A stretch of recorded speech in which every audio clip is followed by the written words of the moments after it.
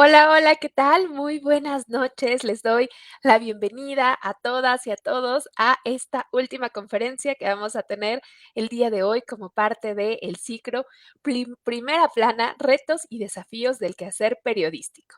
Y hoy vamos a cerrar hablando de caleidoscopio de conocimiento, periodismo científico. Y para eso tenemos a tres grandiosas personas que nos van a estar acompañando en esta conversación y que en un momento les voy a presentar.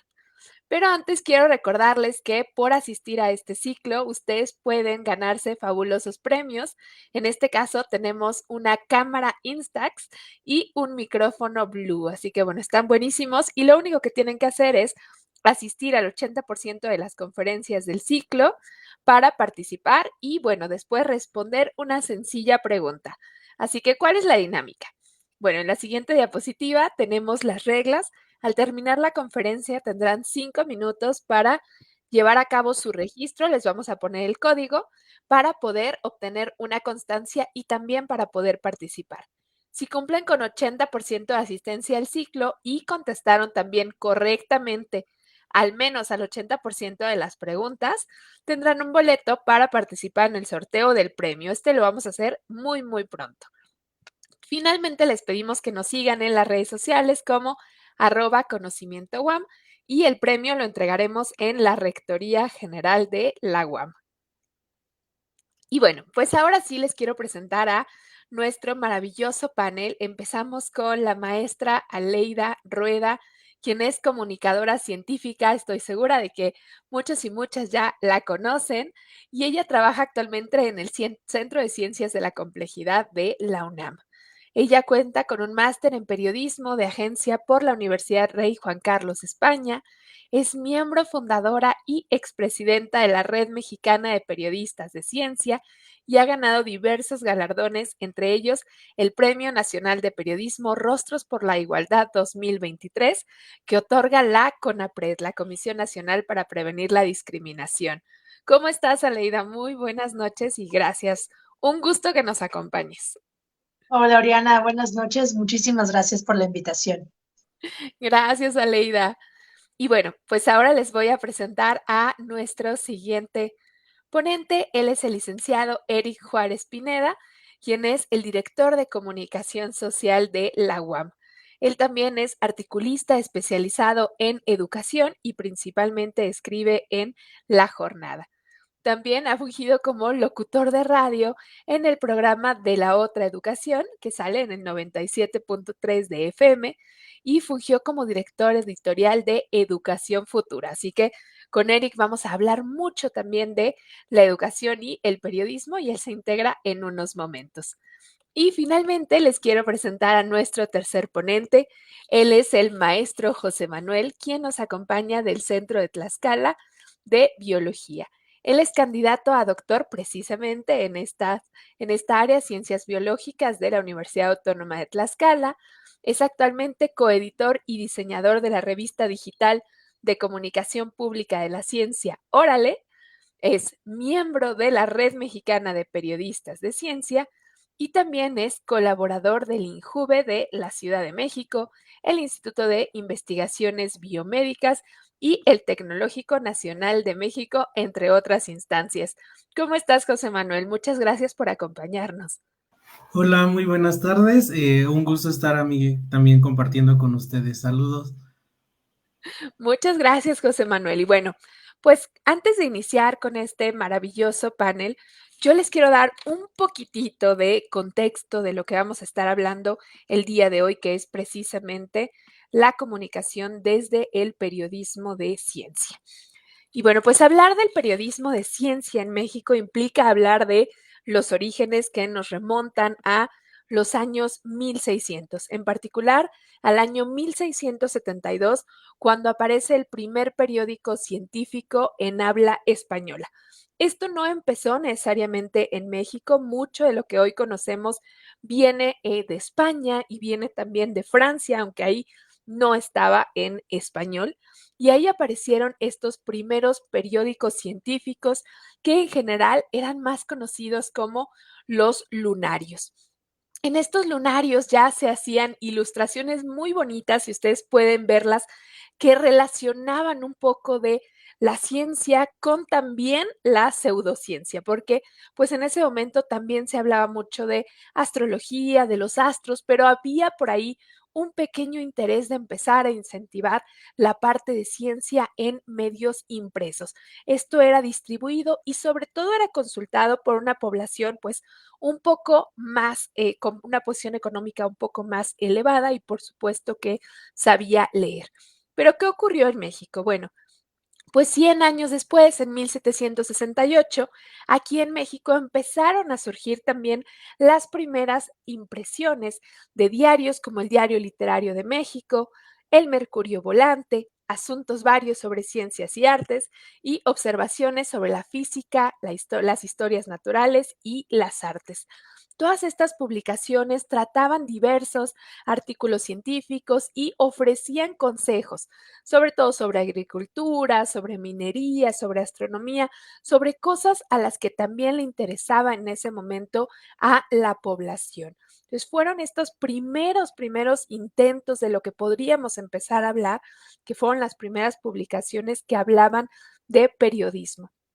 Esto más o menos durante 100 años no tuvo casi gran cambio y fue hasta ya los años 1900 cuando tuvimos una potenciación, cuando vino el boom y el interés, y fue gracias a la era espacial. La era espacial vino a traer otra vez los reflectores hacia estas noticias y permitió que se abrieran nuevos espacios. En particular, empezaron a aparecer las primeras columnas, los primeros diarios, como en el periódico Novedades. Y aquí vamos a encontrar un nombre muy importante que es Juan José Morales Barbosa, quien es considerado uno de los pioneros en periodismo científico, ya que fue él precisamente el que empezó a escribir en estas columnas y empezó a hablar un poco más de la parte de ciencia, de la parte de biología. También va a ser en estos años cuando en 1970 se abre la primera cátedra de periodismo científico en la Facultad de Ciencias Políticas y Sociales de la UNAM, que se estuvo dando durante varios años, después desapareció y bueno, hoy ya tenemos toda una carrera al respecto, pero fue también un gran primer intento. Y algo que marcó por mucho fue el tercer Congreso Iberoamericano de Periodismo Científico, que ocurrió precisamente aquí en México y que nos sirvió también para empezar a hablar más del periodismo en ciencia.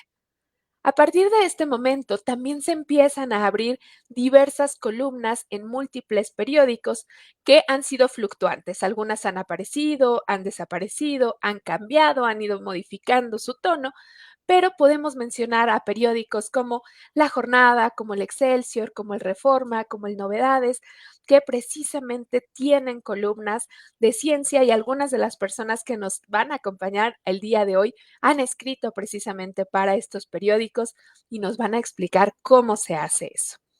También hablando de organismos e instituciones, hay múltiples que durante el finales de los años 1900 y ahora ya en los años 2000 han jugado un papel muy importante.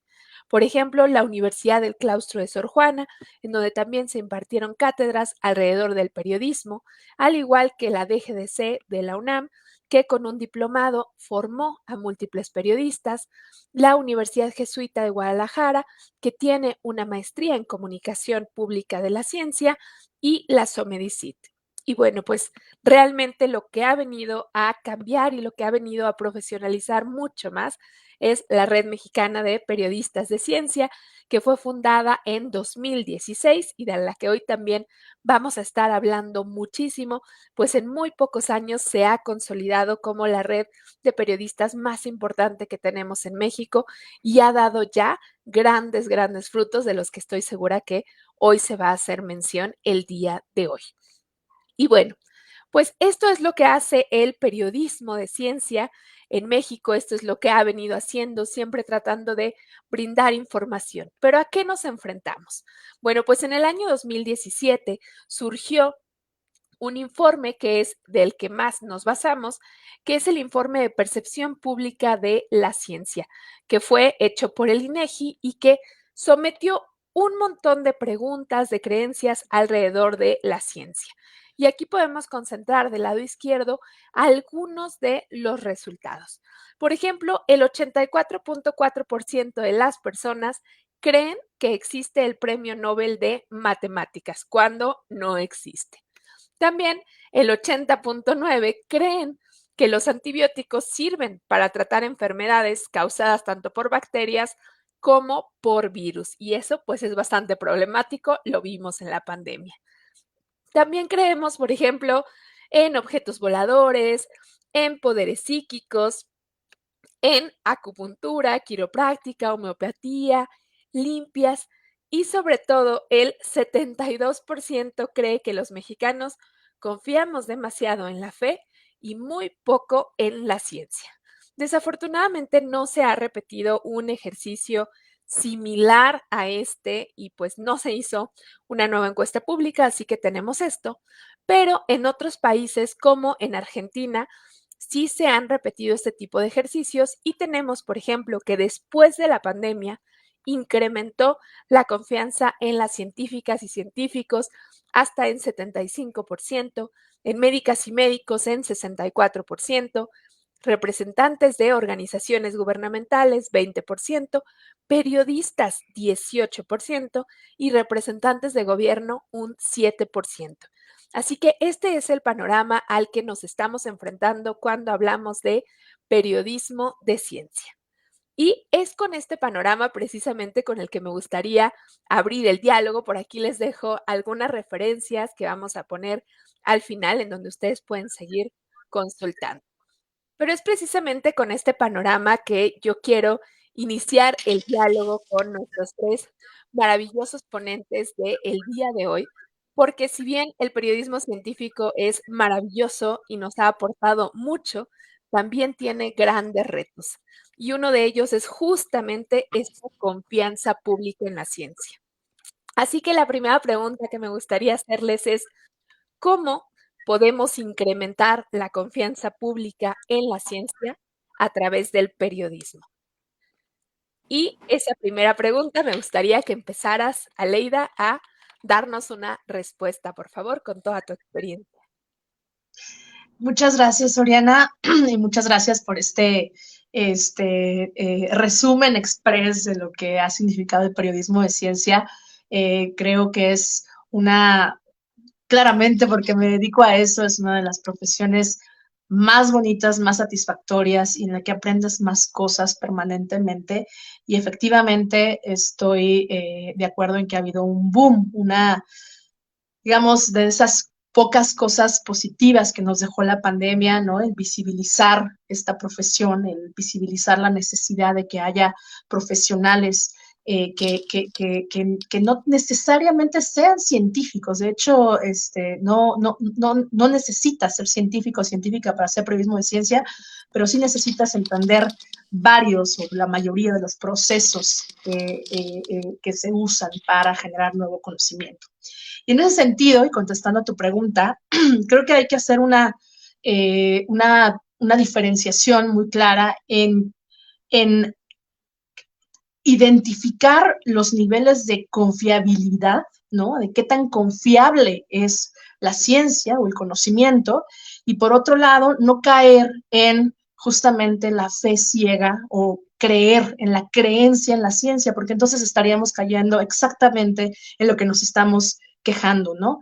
Creo que una forma en la que las personas pueden evaluar por sí mismas, no creer ciegamente en la ciencia, sino evaluar por sí mismas el nivel de confiabilidad, el nivel de evidencia científica que hay de las cosas que escuchan todos los días o que leemos en redes sociales, es desarrollar este pensamiento escéptico, pensamiento crítico, que es parte inherente de la formación científica y yo diría de la formación ciudadana, tendría que ser ahora parte de nuestra formación ciudadana.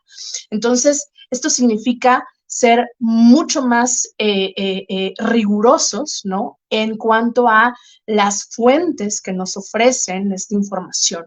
No necesariamente porque una persona que se dice experta o experta significa automáticamente que es una fuente de conocimiento verídico, ¿no? O confiable respecto a un tema de conocimiento. Tampoco significa que cualquier persona que diga que tiene nuevo conocimiento significa automáticamente que es efectivamente una generación de conocimiento por métodos confiables y replicables, que es otra característica de la ciencia. Entonces, al punto que quiero llegar, vaya, es que la mejor forma en la que las personas pueden identificar la veracidad de la información es a partir de ellas mismas, o sea, claramente, pues un sistema de educación que fomente esto, sistemas familiares y de relaciones sociales en las que permanentemente estemos preguntándonos dos preguntas básicas en el periodismo de ciencia. Yo diría las dos preguntas esenciales del periodismo de ciencia, que es ¿cómo lo saben y por qué suceden las cosas? Cualquier pregunta que tengas en la vida, ¿no? O sea, desde, hay que vacunarte, ok. ¿Cómo saben que las vacunas funcionan? Y eso nos lleva automáticamente a evaluar la evidencia empírica sobre el funcionamiento de las vacunas y por qué lo saben, que nos lleva automáticamente a pensar en todo el contexto político, económico, de intereses que están envueltos en estos desarrollos. Entonces, con esas dos preguntas creo que podríamos tener mucha más pensamiento escéptico y crítico que nos haría mejores ciudadanos y personas que creen que la ciencia, bueno, que pueden confiar en que ese conocimiento es confiable. Muchas gracias, Aleida. Qué buenos consejos. Y de hecho, vamos a seguir hacia allá porque algo que nos interesa mucho, en todo este ciclo hemos estado hablando de periodismo. Entonces, algo que nos interesa es justamente que nuestra audiencia también se vaya con estos consejos, estas recomendaciones de cómo podemos también saber que lo que estamos viendo es confiable, que lo podemos replicar, que tiene valía y cómo irnos volviendo un poco más críticas y críticos. Y ya decías tú también que esto debería venir desde el contexto educativo. Y bueno, alguien que tiene todo ese bagaje es precisamente Eric, así que Eric, muchas gracias por acompañarnos el día de hoy.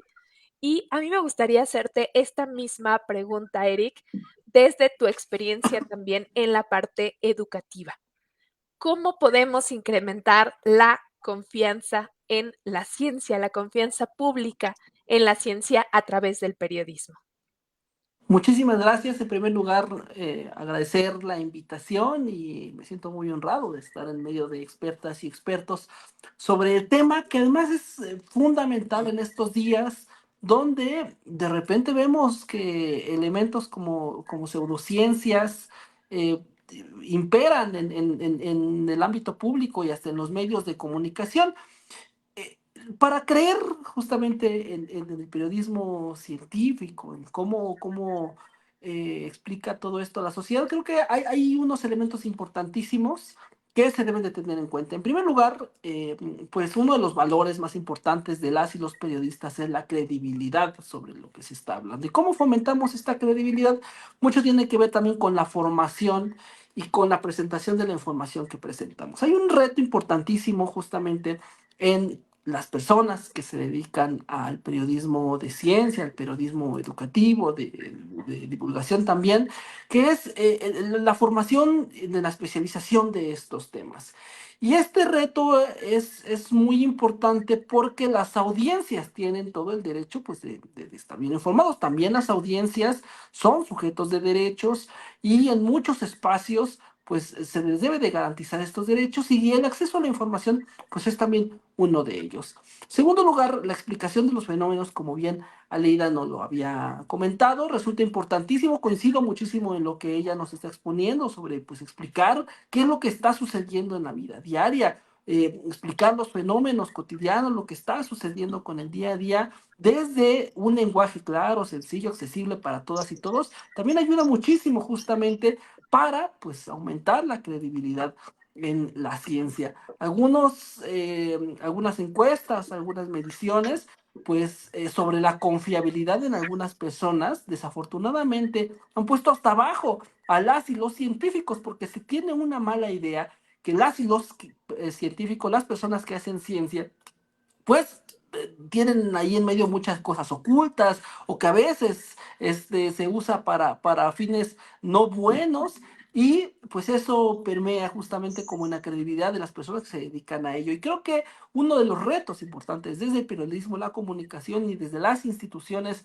y empresas de información, pues es justamente combatir todo ello. Y finalmente, algo que decía al principio, pues sí se debe de luchar también pues contra la pseudociencia. No aquella ciencia alternativa, ¿no? De conocimientos no académicos, ¿no? Eso es otra ruta que también se debe de abordar desde cierta visión, pero sí luchar contra pseudociencia. Por ejemplo, se ha visto, por ejemplo, que muchos jóvenes abandonan, por ejemplo, los aspectos o los estudios religiosos, pero se van a refugiar en los aspectos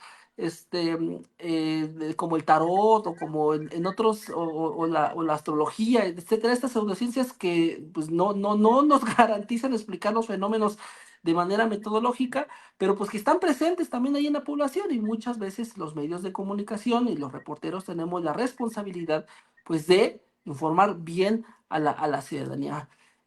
Por último, también creo que esta alianza que se hace entre las y los científicos investigadores, los reporteros, los periodistas y las personas que toman decisiones es muy importante. Esta puente que se hace a través del periodismo justamente para pues llevar el conocimiento, la generación de conocimiento a la sociedad en general resulta importante, y es a través de los medios de comunicación donde pasa y donde debería de pasar y se debería de impulsar. Muchas gracias, Eric. Y bueno, justo en la siguiente pregunta contigo vamos a hablar de eso, de cómo se hacen estos puentes, de a quién le toca, porque bueno, ya lo decía también Aleida al inicio, hay por ahí todavía un debate a veces abierto de a quién le toca, ¿no? Y ella nos decía, no hay una línea directa de a quién le debería de tocar, pero sí algunas herramientas y habilidades. Y ahí lo comentaba también Eric, esto no, ya no me metí tanto en la presentación, pero es cierto, si ustedes van y consultan esta encuesta de percepción pública de la ciencia, la gran mayoría o muchas personas creen en la ciencia, pero no en las personas que hacemos ciencia, porque creen que estamos ocultando algo por ahí que no les estamos diciendo. Entonces es muy interesante. Y bueno, pues alguien que también ha trabajado mucho en estos temas es José Manuel. José Manuel, tú vienes desde la rama de las ciencias exactas. Es algo también muy interesante para que vean esa diversidad. Aquí tenemos a dos personas que vienen de ciencias sociales y José Manuel viene de las ciencias exactas. Así que, José Manuel, ¿tú qué respuesta nos puedes dar a esta misma pregunta con tu experiencia? ¿Cómo podríamos incrementar la confianza pública en la ciencia a través del periodismo? Hola, pues antes que nada, un placer estar aquí compartiendo con ustedes. Concuerdo perfectamente con Aleida y con Eric sobre esta parte del escepticismo sano y cómo cuestionar a las personas, a los científicos, y cómo no crear, digamos, esta confianza ciega, porque es justamente lo que sucede, ¿no? En primer lugar, creo que contestando a tu pregunta, creo que al ser el periodismo una actividad meramente social, creo que es un elemento que debemos de tomar sí o sí, ¿no? Esto tiene que ver también justamente con la capacidad de promover estrategias que puedan ayudar a las personas a alfabetizarse mediáticamente, que tiene que ver con un poco la desinformación. Eh, Esto quiere decir que, bueno, debemos de incitar o provocar a las personas justamente desde el periodismo o desde los centros de investigación. ¿Qué es lo que se está haciendo? ¿Cómo poderse involucrar de manera crítica, efectiva con la información, con los tipos de contenido, con incluso las diferentes fuentes que pudiera tener el periodismo, y también la capacidad para verificar dicho conocimiento? Entonces, esto tiene que ver obviamente con las modalidades de cómo se está haciendo la comunicación pública de la ciencia, pero en específico me quiero centrar en para lograr una confianza y desde quizá de una forma un poco gradual y desde abajo, es compartir el conocimiento sobre el funcionamiento de la ciencia, pero en específico dónde se está llevando a cabo. Justamente porque las personas, gran parte de las que viven cerca de centros de investigación, y lo hemos visto desde el Centro Tlaxcala de Biología de la Conducta, no saben qué están haciendo y consideran incluso un peligro el estar viviendo cerca de centros de investigación, ¿no? Y que justamente los científicos o investigadores que estamos dentro de ahí, pues estamos haciendo comunicación pública para afuera, periodismo, compartiendo en revistas y demás, pero ¿qué hay de esas personas, no? Y un ejemplo que me gustaría dar y que ha funcionado y que ha permeado, digamos, la confianza que ha tenido las personas de la comunidad, al menos de Tlaxcala, es esta parte del compartir. Un gran ejemplo que tengo y que me gusta muchísimo es que el Centro de Tlaxcala de Biología tiene un proyecto bastante importante sobre la ayuda terapéutica para las personas que tienen, o mujeres que tienen incontinencia urinaria. Obviamente se llevan a cabo grandes proyectos, se hacen actividades, se hacen ejercicios, todo para que sea visto desde un punto de vista integral. Sin embargo, las mujeres que que no conocen esta unidad, que es de atención integral a la mujer, pues cuando le preguntabas decían que, pues no, que no querían ir porque como estaba en un centro de investigación, las iban a utilizar como conejillos de India, como modelos animales incluso. Sin embargo, al llevar a cabo actividades y a través de una estrategia de periodismo científico donde se explicó qué se hace dentro de la unidad, pues la unidad pasó de ser una carnicería humana de mujeres a ya como tal un lugar donde se ayuda a las mujeres a combatir o a tratarse a ese tipo de afección como es la incontinencia urinaria. Entonces creo que desde un punto de vista, la, la alfabetización mediática, el compartir y hacer público lo que se está haciendo en centros de investigación, pudiera abonar a esta confianza pública. Muchas gracias, José Manuel, y gracias por contar también esta experiencia. Qué padre que han logrado también hacer esa interacción con la comunidad, porque bueno, también lo comentaba Eric, las audiencias tienen este derecho y es también nuestra responsabilidad compartirles eso y que sepan que tienen derecho a la información, derecho a preguntar, derecho a saber lo que está ocurriendo en las instancias, las instituciones, y por ahí hay días de puertas abiertas, hay revistas, hay periódicos, hay muchas instancias en las que se pueden acercar para saber qué es lo que está ocurriendo y nunca teman preguntar. La verdad es que creo que si algo nos encanta a las personas que nos dedicamos a esto es responder esas preguntas. Y muchas de esas preguntas se responden también a través de notas y a través de investigaciones. Y ya profundizando un poco más en estas áreas, quiero hablar ahora contigo, Aleida, de esta profesionalización que ustedes han desarrollado muchísimo en la Red Mexicana de Periodistas de Ciencia, porque como audiencia ves la nota, ves el artículo, quizá te toma 3, 5, 10 minutos leerlo, pero detrás hay mucho, pero mucho más. Entonces me gustaría que nos contaras cuál es el proceso que debe seguir una nota o algo que leamos para ser considerado periodismo de ciencia.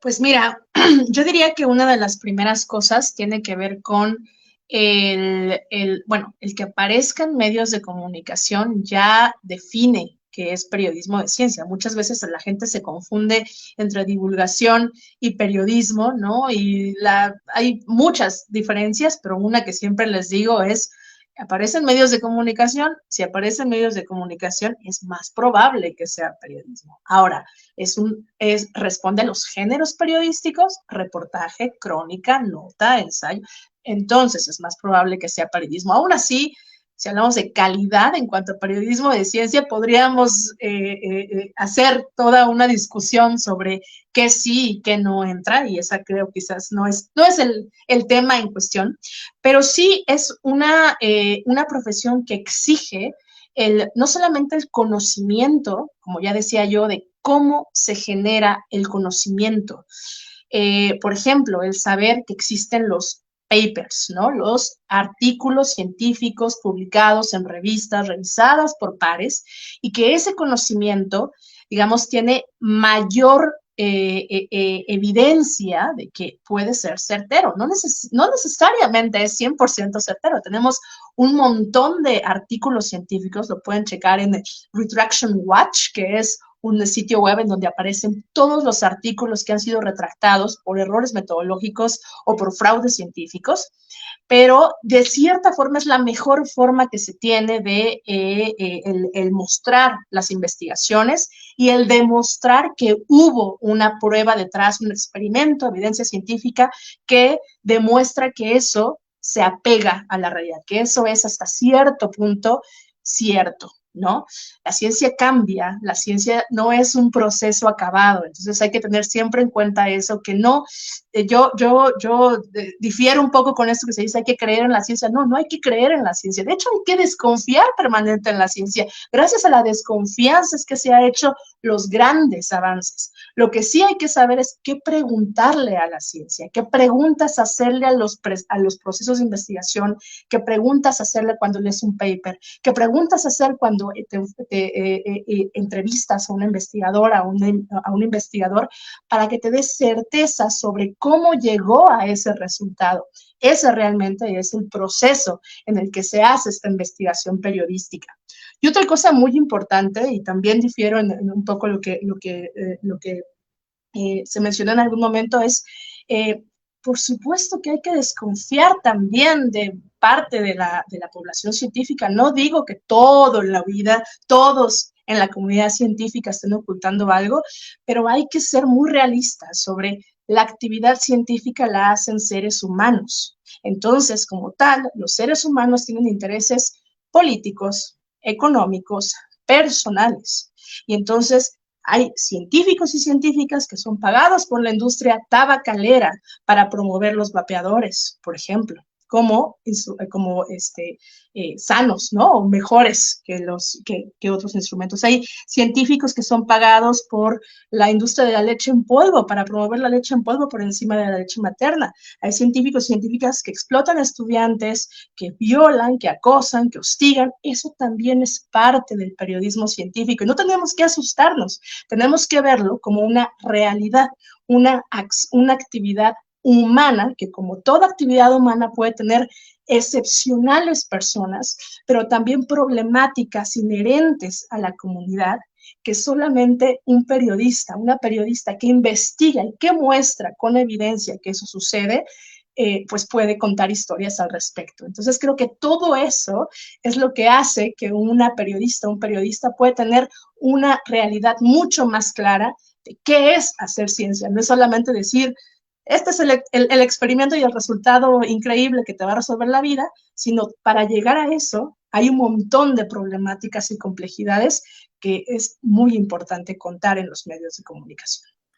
Muchas gracias, Aleida, y sobre todo por esa honestidad, porque creo que es importantísima y porque creo que pusiste justo también el dedo en la llaga en el sentido de lo que debe de cumplir o lo que hace a la persona periodista de ciencia, ¿no? ¿Por qué es distinta la persona periodista de ciencia a la persona de espectáculos, a la persona de música, ¿no? Aquí tienes que adentrarte y en la gran mayoría de los casos no es alguien que necesariamente venga de la ciencia, pero sí que sabe justo como dices qué preguntas hacer, cómo irse adentrando y cómo trabajar con las personas que hacen ciencia. Y aquí es donde justamente va a entrar Eric, porque bueno, pues cuando hablamos normalmente de científicas, de científicos, tenemos que terminar hablando de la academia. Y aquí, pues me gustaría preguntarte cómo se hace ese vínculo entre el periodismo y la academia y cuál es el papel que le toca ahí a cada quien, qué le toca al periodismo y qué le toca a la academia y si realmente son compatibles o no del todo.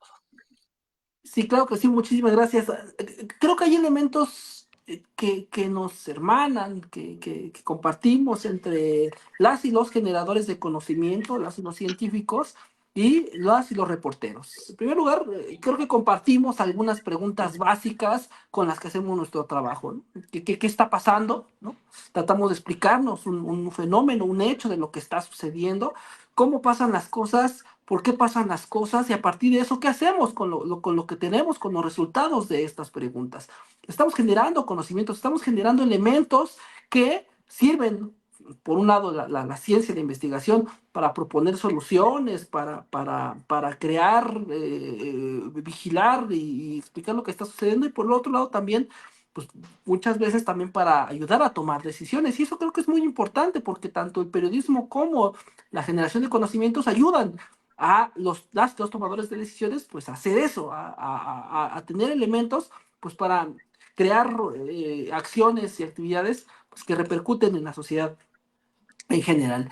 Y también creo que hay algunos puentes que para promover justamente esta alianza o cómo se trabaja en esta alianza con los desafíos además sociales que las y los periodistas, los investigadores, los científicos tienen. Y son algunos puntos que yo he identificado. En primer lugar, hay retos comunes como por ejemplo la comunicación clara y accesible.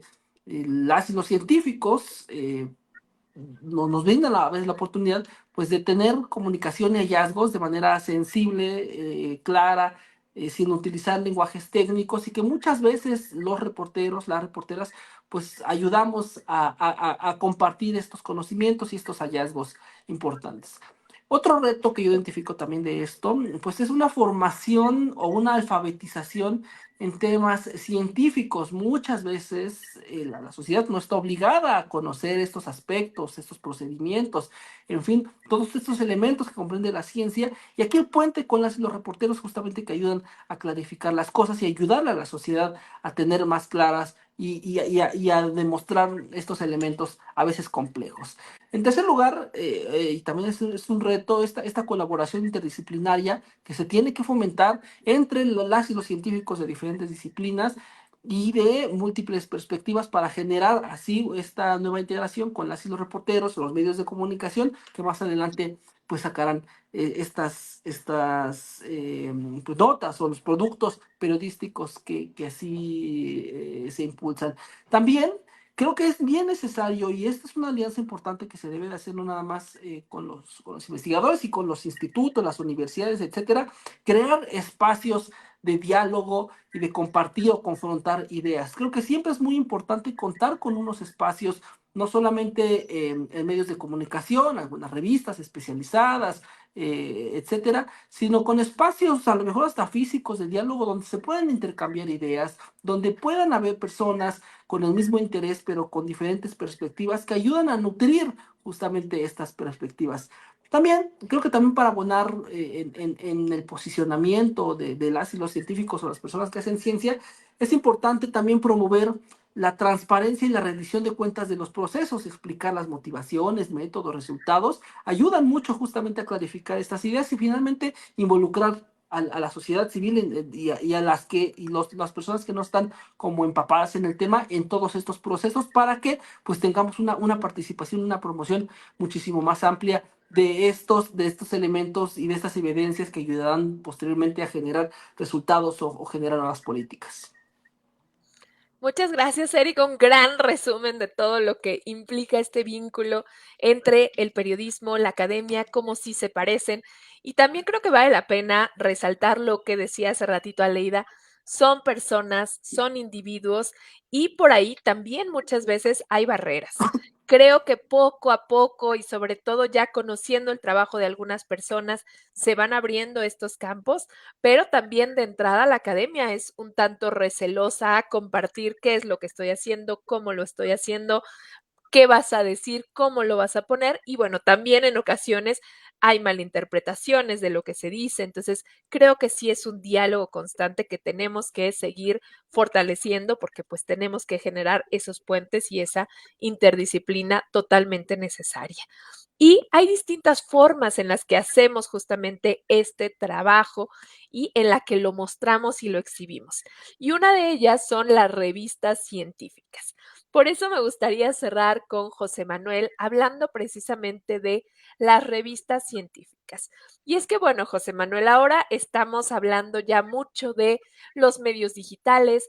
La gran mayoría ahora se ha visto de adolescentes, personas jóvenes, posiblemente nuestra audiencia, se enteran también ya a través de redes sociales, ya no a través de noticieros o a través de periódicos. Entonces, en este panorama de la era digital, ¿cuál es la valía de las revistas científicas? ¿Y tú consideras que podríamos hablar que tienen fecha de expiración? Bueno, creo que hablar de las revistas científicas o incluso de comunicación pública de la ciencia se tiene que ver como multidimensionales, ¿no? Justamente mientras las personas interactúen con estos contenidos, creo que van a ser totalmente vigentes.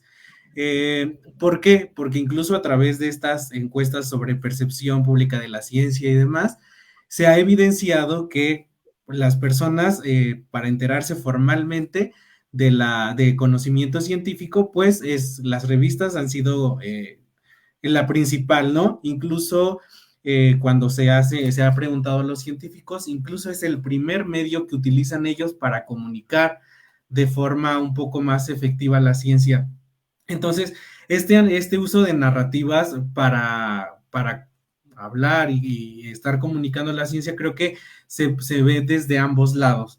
En cuestiones de esta multidimensionalidad que menciono, creo que tendrían fecha de expiración si no empezaran a meterse en la dinámica de la comunicación pública de la ciencia, en la cual se busca la interacción, el diálogo entre las personas.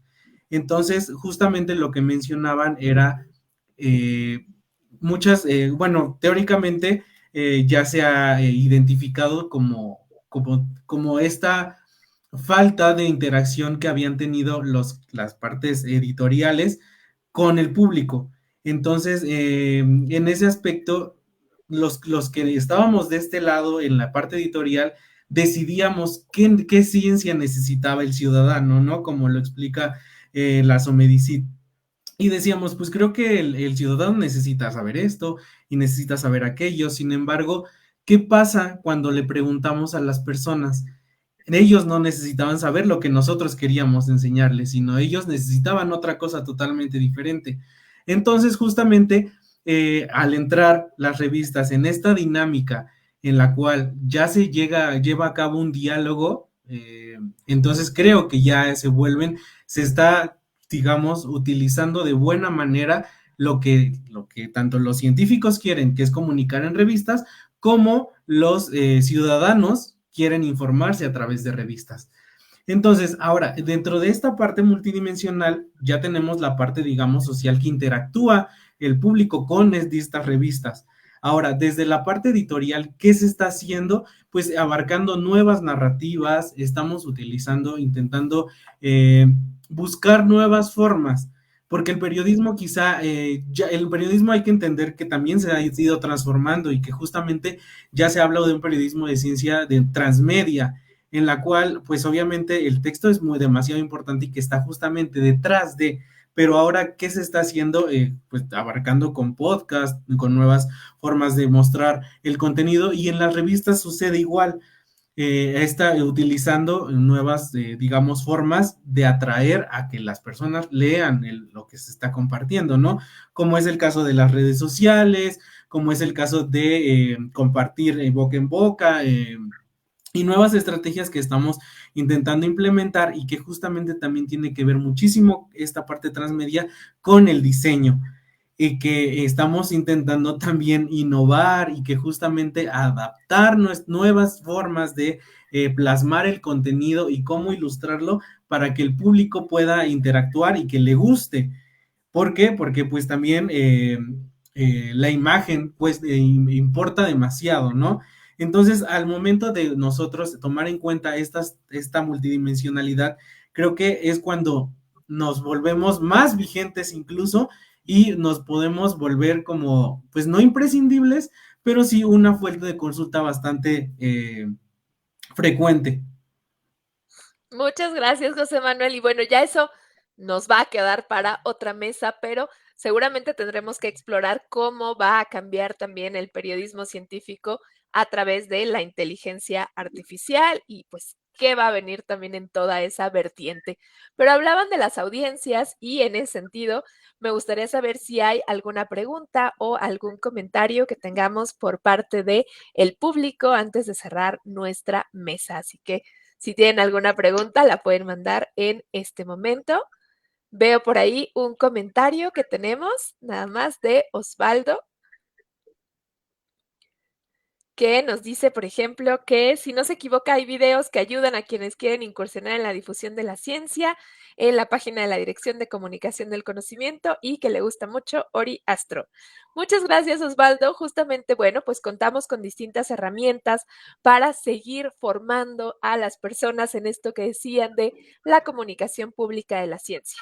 Y me gustaría cerrar pidiéndoles justamente que en un minutito cada quien nos dé una última recomendación o una última estrategia para reducir o identificar las noticias falsas o sensacionalistas, o bien para seguirnos formando en comunicación pública de la ciencia.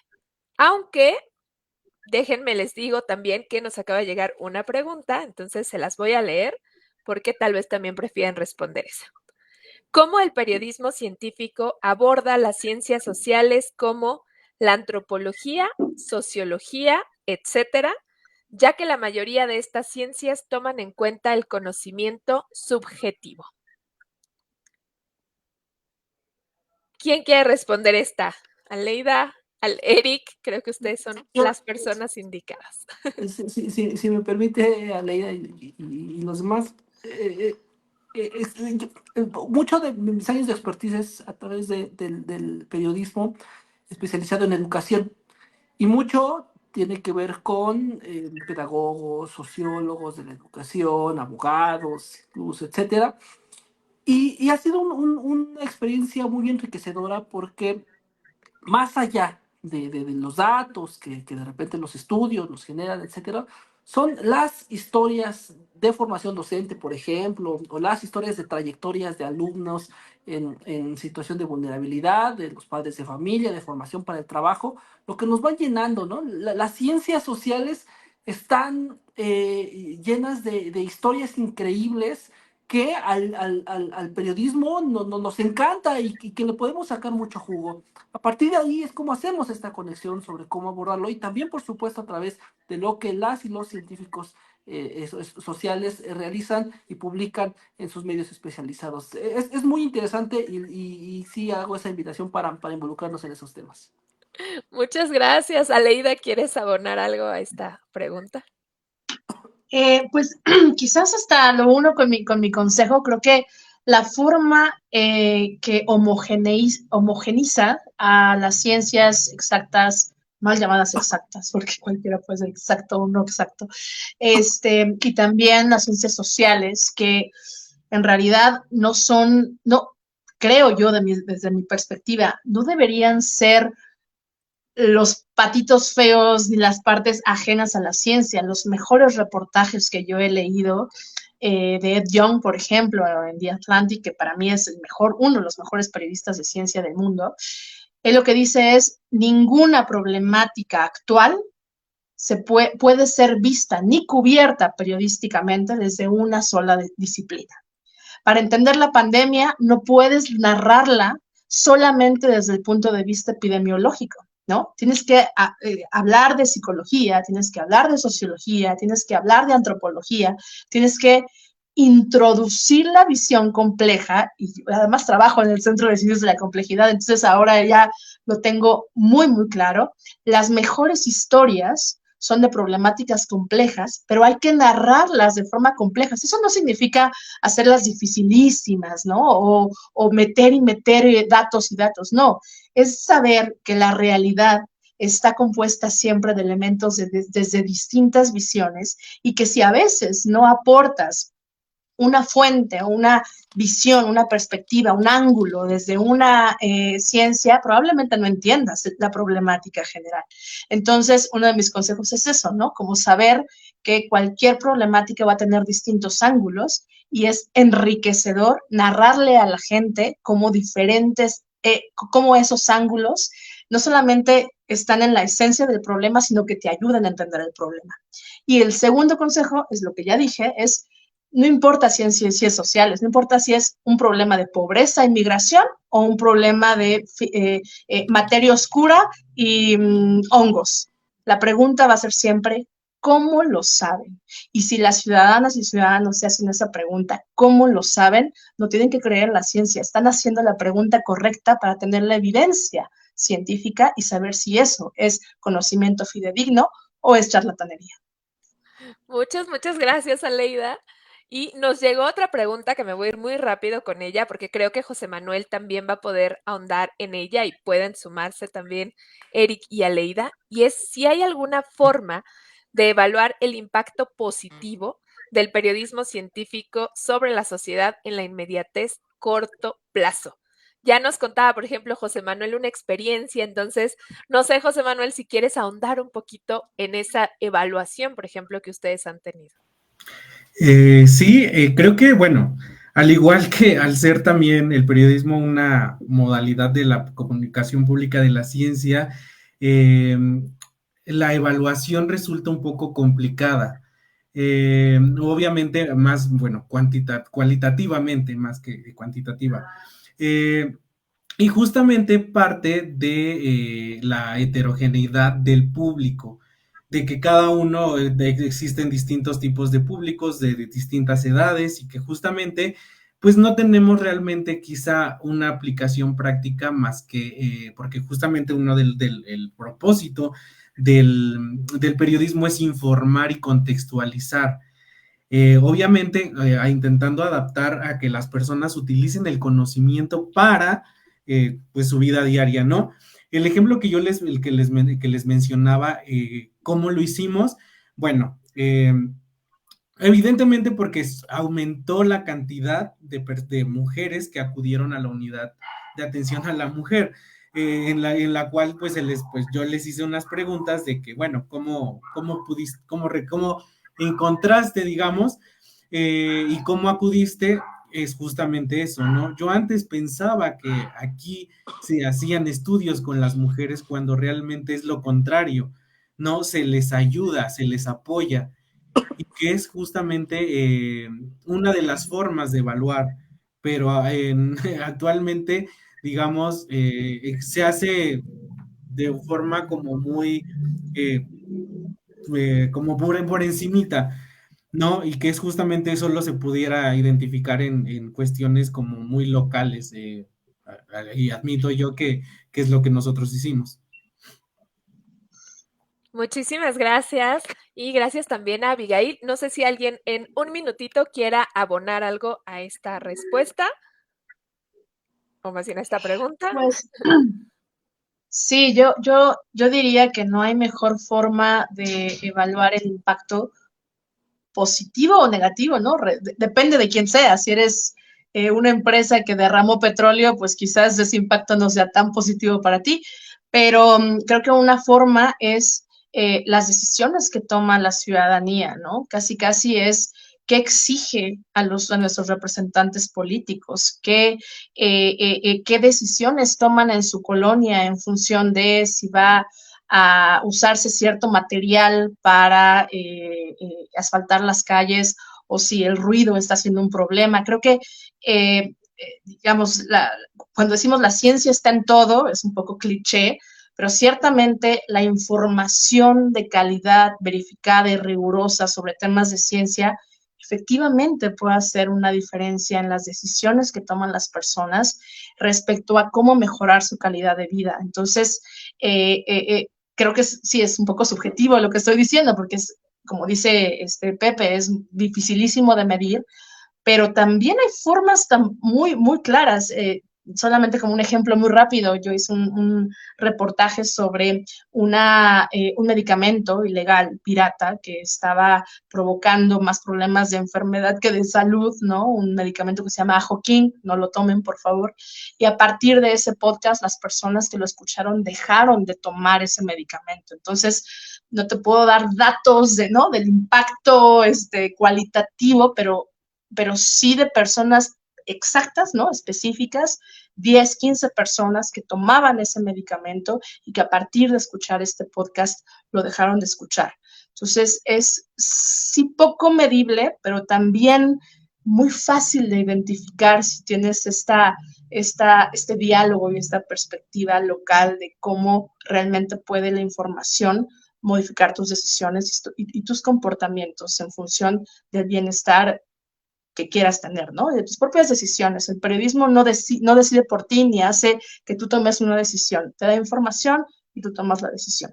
Entonces creo que puede haber ejemplos muy específicos de cosas que sí se pueden evaluar sobre el impacto que puede tener una buena información. Muchas gracias, Aleida. Y bueno, pues desafortunadamente nos hemos quedado ya sin tiempo, pero quiero agradecerles muchísimo por habernos acompañado, por haber aperturado este diálogo. Hay mucho que queda por hablar de periodismo de ciencia, así que bueno, sigan a la Red Mexicana de Periodismo de Ciencia, lean la revista que se hace en la UAT, lean el semanario de la UAM, porque ahí van a poder seguir conociendo más de estos temas. Así que muchas gracias y gracias también a nuestra audiencia. Y cierro con unos breves anuncios parroquiales. Les pido un minuto de su atención. Tenemos una convocatoria que se llama ECOS UAM, que es para estudiantes de licenciatura o posgrado que quieran realizar su servicio social o librar la retribución social ante el CONACYT y llevar actividades de ciencias y humanidades a escuelas, plazas públicas y muchas otras instancias. Entonces vayan a nuestra página y conozcan esta convocatoria que es ECOS UAM. Y si ustedes no son estudiantes de licenciatura o posgrado, sino más bien son postdoctorantes o académicos, también tenemos una convocatoria para ustedes que se llama Mentes UAM, en la que les ayudamos a planear o realizar nuevas actividades en materia de divulgación de la ciencia con asesoría y con acompañamiento. Así que también pueden ir ahí a checar la convocatoria. Y bueno, pues finalmente les dejo por acá el registro para el sorteo, para que puedan escanear, puedan responder esa pregunta y les estaremos avisando en breve cuándo va a ser ese sorteo. Y pues por acá les dejo muchas felicitaciones. Por acá nos dice ahorita Lau Judith, felicidades José Manuel. Y Nana Luna dice, gracias por ese análisis, Aleida. Cecilia Jiménez dice, muchas felicidades a los ponentes y bueno, pues hay muchas felicitaciones y muchas gracias a todas las personas que nos estuvieron viendo. Recuerden que se queda grabado, pues pueden compartirlo. Y bueno, pues con esto les agradezco su participación en todo el ciclo. Yo soy Oriana Trejo y en nombre de la Dirección de Comunicación del Conocimiento les agradezco por habernos acompañado. Muy buenas noches.